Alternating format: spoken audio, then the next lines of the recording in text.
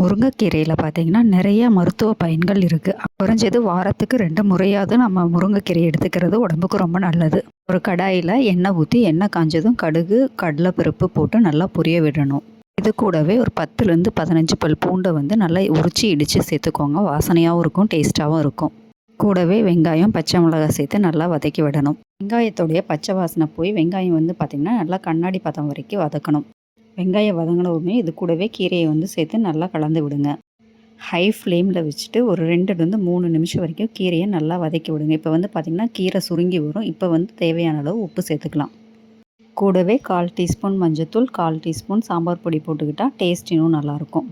மசாலா எல்லாம் நல்லா ஒன்றாகிற அளவுக்கு நல்லா கலந்து விட்டுக்கணும். இது கூடவே பார்த்திங்கன்னா ஒரு கை அளவுக்கு தண்ணி தெளித்து நல்லா கீரையை வேக விடணும். சிம்மில் வச்சு நல்லா 5லேருந்து 8 நிமிஷம் நல்லா வேக விட்டிங்கன்னா கீரை நல்லா வெந்து வந்துடும். இப்போ இது கூடவே ஒரு கைப்பிடி அளவு வேர்க்கடலை எடுத்து நல்லா இடித்து சேர்த்துக்கலாம். கூடவே ஒரு 1/4 கப் தேங்காய் துருவலையும் சேர்த்து நல்லா கலந்து விட்டிங்கன்னா நல்லா வாசனையாகவும் நல்லா சுவையான முருங்கைக்கீரை பொரியல் தயாராகிடுச்சு. குழந்தைகளோட லஞ்ச் பாக்ஸில் இந்த மாதிரி நல்ல ஒரு ஹெல்த்தியான பொரியல் செஞ்சு கொடுங்க.